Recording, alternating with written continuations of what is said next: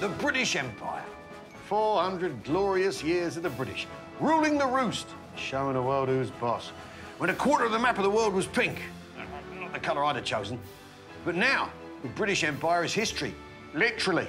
Which means every Tom, Dick and Harry has an opinion on it. God help us. Yes, the British Empire. For some people, a source of patriotic pride. Rule Britannia and all that, spreading the word of democracy, the rule of law, and of course, British fair play. But lately, that history's been called into question. A lot of things have been documented, but documented from one side. Instead, it's a legacy of bloody conquest, exploitation. This is the Raj. I'm your boss. I'm not your friend anymore. All right. And enslavement. So you'd have a chain of people held together like that? Yes. Empire is a dirty word. So, where does the truth lie? Well, I'm going on an adventure to find out. The entire reputation of the United Kingdom is at stake. I'm visiting Jamaica, Australia, South Africa, and India.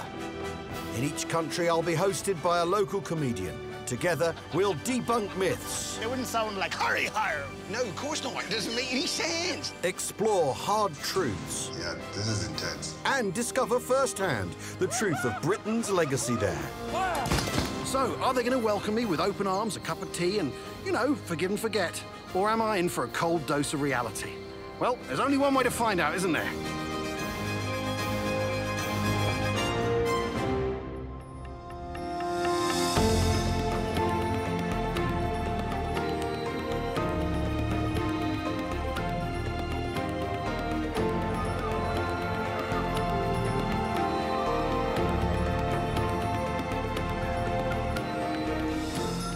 For this episode, I've come to India. It's where the story of the British Empire is at its most glamorous, complex, and plain straight spicy. India has everything. Elephants, Maharajas, tigers, Nawabs, Mughal emperors. It was the jewel in the crown of the British Empire, and where quite a few jewels in the British crown were stolen from, if we're honest. Joining me on my voyage of discovery is India's legendary screenwriter and comedian, Anuvab Pal. With his razor-sharp wit and Empire-inspired routines, he's ready to pack a punch. I realize some people might be late. They might be coming in. I'll be honest with you, this is a show about the British Empire in India. So if you're British, you can come and go whenever you want. I'm really looking forward to hearing Anuvab's perspective on British rule in India. I mean, he's probably going to lecture me about the railways, democracy, rule of law, the trains, all that stuff the British gave us. But in reality, stole a whole bunch of stuff, took it up this river, straight to London. In fact, the Hindi word loot is an English word to mean loot. I think I'm going to just keep this ring in my pocket, yeah. Ahoy there! Welcome to India. Thank you. I bring gold. Oh, that's a good start. We'll need to bribe a lot of people. Whatever it takes.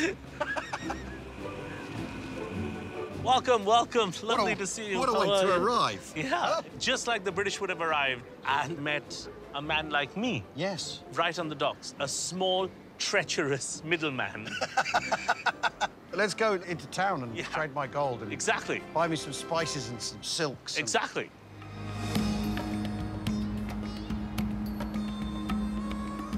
I'm giving Al the full imperial tour. From the rural hotspots around Darjeeling in the eastern Himalayas to where we start our journey together, the bustling city of Calcutta. This was the commercial capital of the land and one of the early locations British imperialists headed for, fully prepared to educate their soon-to-be Indian subjects.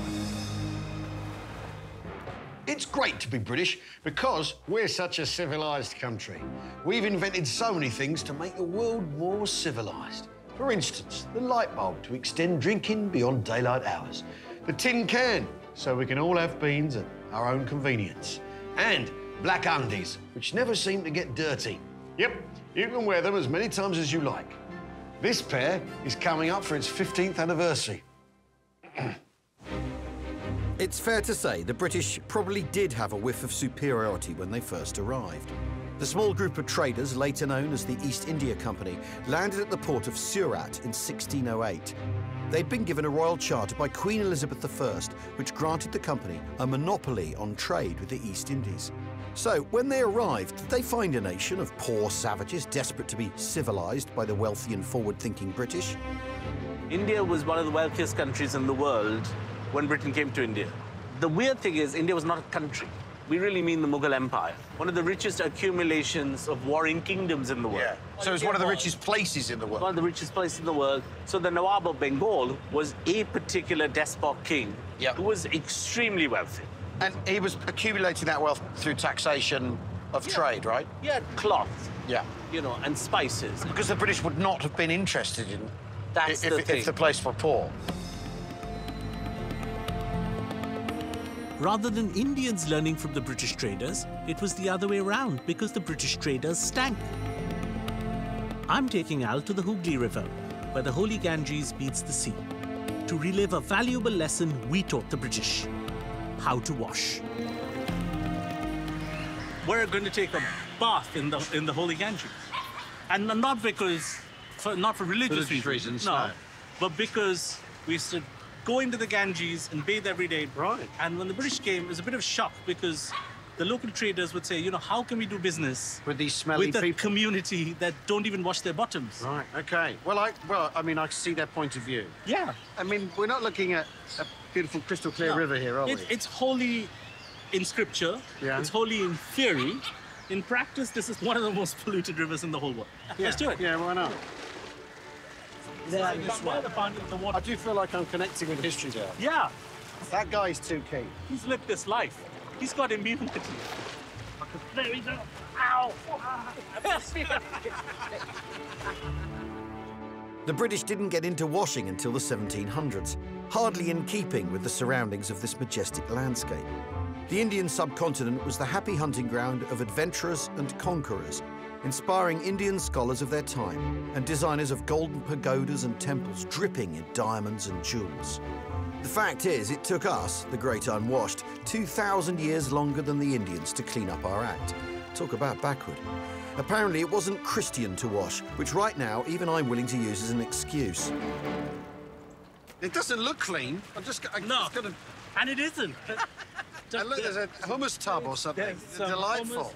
This guy, he's happy. Yeah. Hello, sir. ठीक है? Yeah.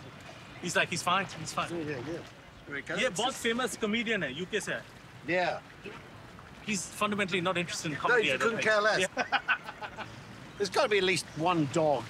Oh, there seems to be a corpse with some crows on it. Yeah, if this is not holy and pure, I don't know what is. I have no idea what's holy and pure. This is not. Yeah. I think you very quickly realize. He just splashed me in the eye with... Yeah. Oh, well, I got another eye. Yeah. Didn't I? Yeah. You have one Can we monster. get out now? Yeah. Whatever the issues might be with Empire, you can see why they build buildings.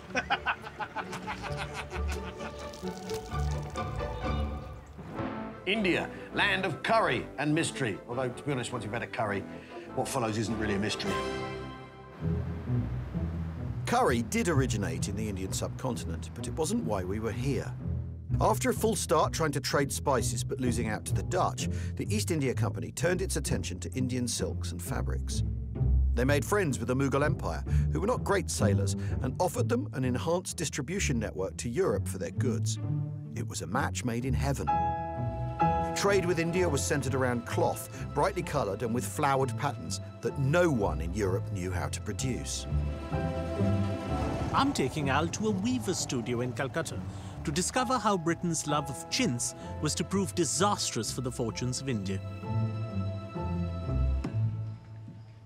So chintz is either hand block printed or hand painted cloth.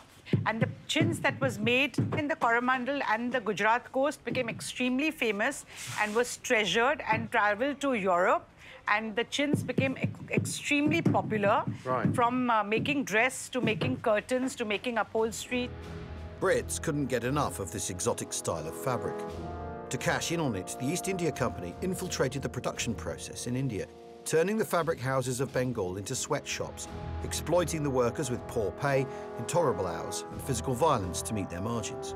They then stole the techniques and designs, and during the Industrial Revolution created machines capable of doing the job in the blink of an eye, back in Blighty. Another Indian word, of course. The Indian hand printing process didn't stand a chance and was wiped out by the competition. They took all the popular designs and they took it back to Manchester. I think they had mills in Birmingham. And the British threw so much foreign cloth at such cheap rates into every market of India that we were losing all our craftspeople. And these machines took out thousands and millions of meters of fabric.